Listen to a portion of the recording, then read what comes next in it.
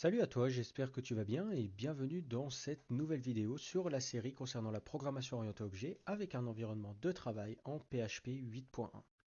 Comme j'ai pu le dire lors de la dernière vidéo où je parlais d'héritage en cascade, cette vidéo et les deux suivantes vont être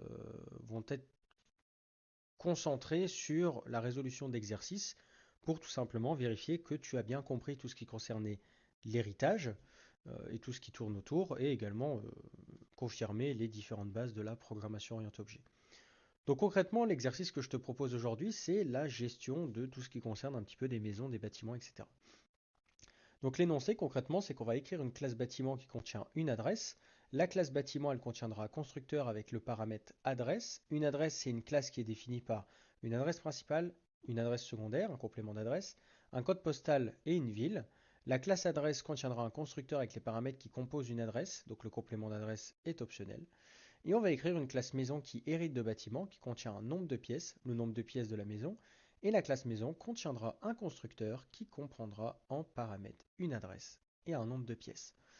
Pour ceux qui ne savent pas comment ça fonctionne, si tu tombes sur cette vidéo et que tu ne connais pas le fonctionnement, moi ce que je vais faire c'est que tout simplement je vais te laisser mettre pause à cette vidéo et moi je vais tout simplement commencer une correction de mon côté. Et du coup, bah, toi, tu pourras regarder comment je résous le problème et également la solution finale.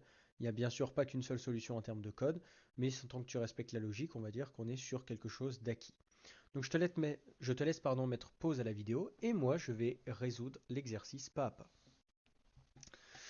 Donc je vais commencer à résoudre l'exercice. Donc ce qu'on nous dit ici, c'est que j'ai besoin d'écrire une classe bâtiment qui contient une adresse. Alors, moi j'ai l'énoncé juste à côté de moi. Du coup, je vais créer ici une classe bâtiment. Et la classe bâtiment, elle va contenir une adresse. Donc moi, je vais mettre private adresse. Je vais l'écrire à la française. Adresse, adresse. Il va me dire ici que adresse n'existe pas. Donc on va créer la classe adresse. On va rester dans le même fichier. Donc je vais créer ici adresse. Et on nous dit que adresse est une adresse. Donc une adresse est une classe définie par une adresse principale, un complément d'adresse, un code postal et une ville. Donc moi ce que je vais faire c'est que je vais tout simplement copier-coller ça pour aller plus vite. Donc techniquement tu as juste à définir en private différentes propriétés. Donc on a une adresse 1 en string, une adresse 2 en string ou nul, car comme on l'a dit dans l'énoncé, la classe adresse elle a un complément d'adresse, mais elle n'est pas forcément obligatoire dans le constructeur. Du coup on va la set à nul de base pour contrôler comment elle est initialisée tout simplement. On a le zip code et on a tout simplement la city.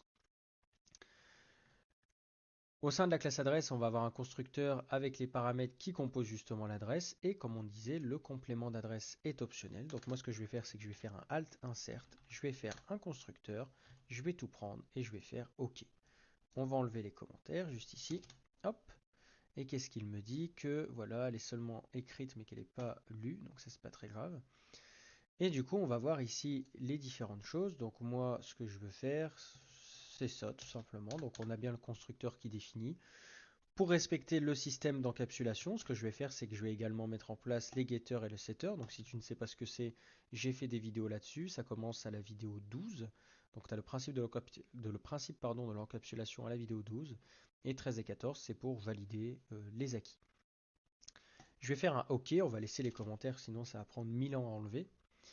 Et du coup, concrètement, on a notre classe adresse. Ce qu'on peut rajouter ici, c'est une méthode magique, la méthode toString. On la verra plus en détail plus tard dans la formation.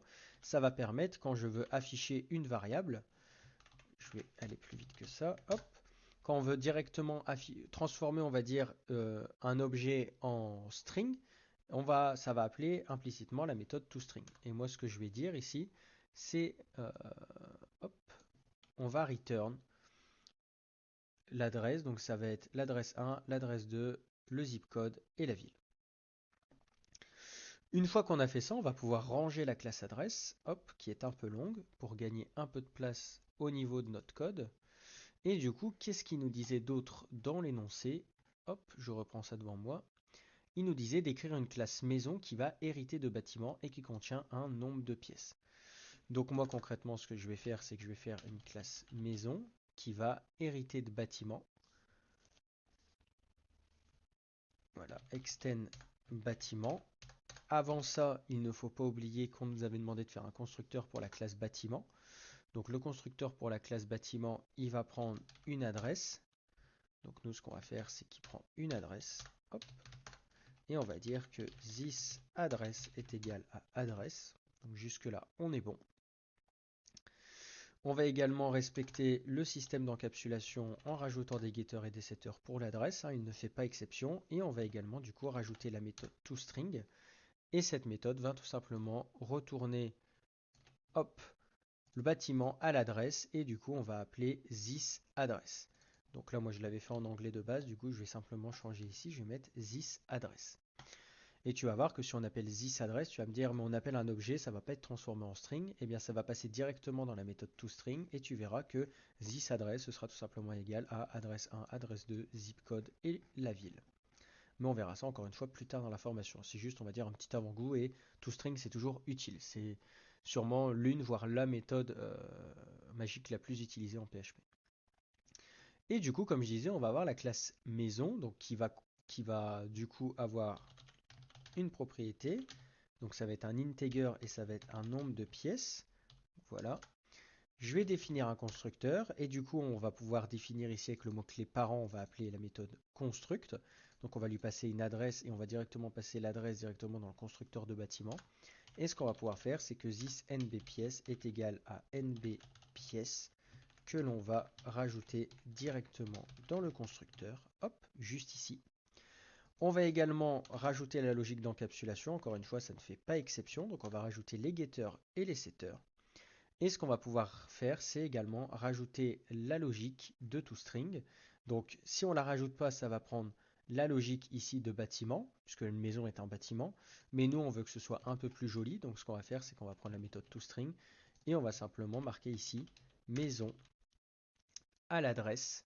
Et du coup, là, ce qu'on va pouvoir faire, c'est tout simplement juste ici this nombre de pièces et ensuite là c'est soit on rend adresse ici protected et dans ce cas là on va avoir accès à adresse juste ici. En revanche, moi ce que j'aime bien faire si c'est juste pour un toString, c'est qu'on fait this get address. Voilà.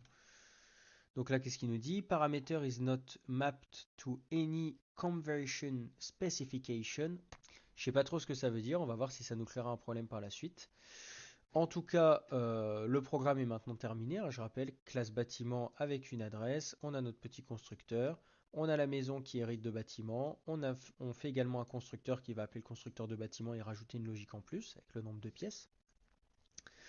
Et on a du coup la classe adresse en question. Et moi, ce que je vais faire, c'est que je vais faire un petit programme pour tester. Donc, ce qu'on peut faire ici, c'est que je vais créer adresse du bâtiment qui est égal du coup à new address. L'adresse, ça va être 2 rue du développement web. Ensuite, on va être sur appartement 107 par exemple. On va être sur du 35 000 et on va être sur Rennes. D'ailleurs, je peux même faire ça, on n'est pas sur quelque chose d'extrêmement long non plus. Hop, parfait. Une fois qu'on a fait ça, concrètement, ce qu'on peut faire, c'est créer le bâtiment. Hop, bâtiment, c'est égal à un nouveau bâtiment. Et on va simplement lui passer l'adresse du bâtiment. Et ensuite, on va vouloir faire un écho de bâtiment. Donc, il va directement appeler la méthode toString, comme je l'ai dit tout à l'heure. Je vais faire aussi un petit BR pour passer à la ligne. Et ce que je vais faire, c'est que je vais recopier la logique ici. Sauf que là, je vais l'appeler adresse maison. Adresse maison. L'adresse de la maison, ça va être 5 rue du développement web cette fois-ci. Et il n'y a pas d'appartement. Là, on est sur quelque chose de nul. Hop. Et ensuite, du coup, on a maison, qui est une nouvelle maison. Et ça prend aussi bien l'adresse de la maison. Et on va dire qu'il y a 5 pièces.